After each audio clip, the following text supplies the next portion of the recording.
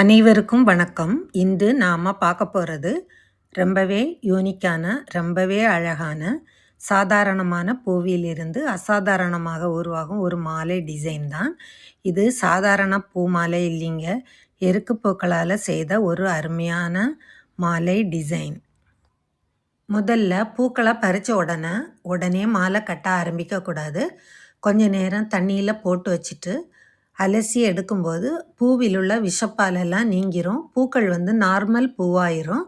அதுக்கப்புறமா எல்லாராலையும் இந்த பூக்களை கட்ட முடியும் பயம் இல்லாமல். வீடியோவில் காமிச்ச மாதிரி க்ரௌனோட தலைப்பகுதியை நீட்டாக கட் பண்ணி ருத்ராட்சம் மாதிரி ரெடி பண்ணுறது இந்த டிசைனுக்கு இன்னொரு ஸ்பெஷல் டச்சாக இருக்கும்.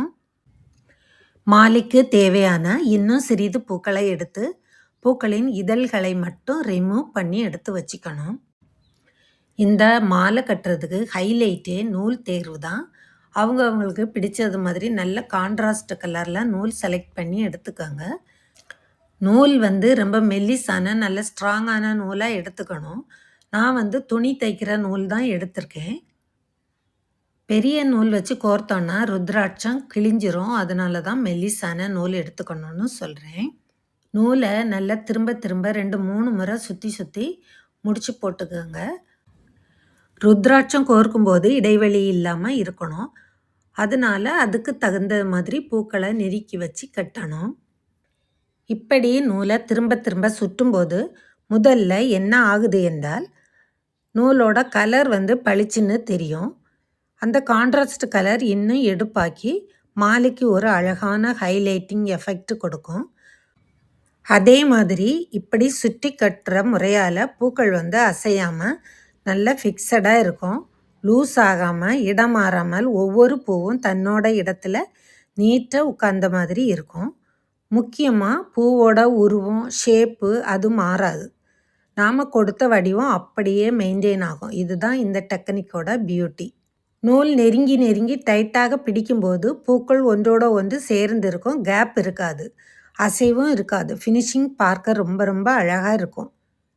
எருக்கு பூவுக்கு ஆன்மீகம் முக்கியத்துவம் நிறைய இருக்குது. அதில் மாலை செய்து சாத்துறது இன்னும் ஸ்பெஷல்.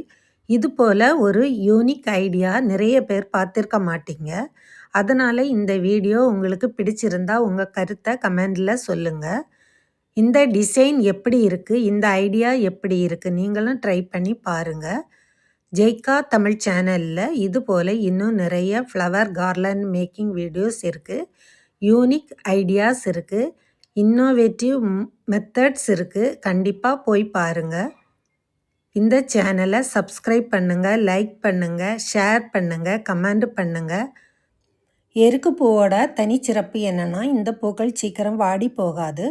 இதோட இதழ்கள் கொஞ்சம் தடிமனாக இருக்கும். க்ரௌன் பகுதியும் நல்ல திக்காக இருக்கும். அதனால மாலை கட்டின பிறகும் பூக்கள் நல்லா ஹோல்ட் ஆகியிருக்கும். ஷேப்பும் மாறாமல் இருக்கும். அதிக நேரம் வாடாமலும் இருக்கும். அதனால பூஜைக்கு சாத்தும் போது மாலை ஃப்ரெஷ்ஷாக நீட்டாக அழகாக காட்சி தரும். இதுவே இந்த பூவோட பெரிய ஸ்பெஷல். சாதாரணமாக எல்லா பூவும் டிசைன் பண்ண யூஸ் ஆகாது. ஆனால் இந்த எருக்கு பூவோட ஒவ்வொரு பார்ட்டையும் தனித்தனியாக பிரித்து யூஸ் பண்ண முடியும். இதழ்களை தனியாக யூஸ் பண்ணலாம், க்ரௌன் பகுதியை தனியாக யூஸ் பண்ணலாம், பார்ட் பை பார்ட்டாக பிரித்து பல விதமாக டிசைன் உருவாக்கலாம். தாமரை வடிவம் பண்ணலாம், ருத்ராட்ச வடிவம் பண்ணலாம், இன்னும் நிறைய எக்கோ ஃப்ரெண்ட்லி கிராஃப்ட் டிசைன்ஸ் பண்ணலாம். இது மாலை கட்டுறதுக்கு மட்டும் இல்லை, க்ரியேட்டிவ் ஐடியாவுக்கு ரொம்ப நல்ல பூ. வீட்டிலேயே நேரம் கிடைக்கும்போது சின்ன டிசைன்ஸாக ட்ரை பண்ணி பாருங்கள். பண்ண புதுசாக ஐடியாக்கள் வரும்.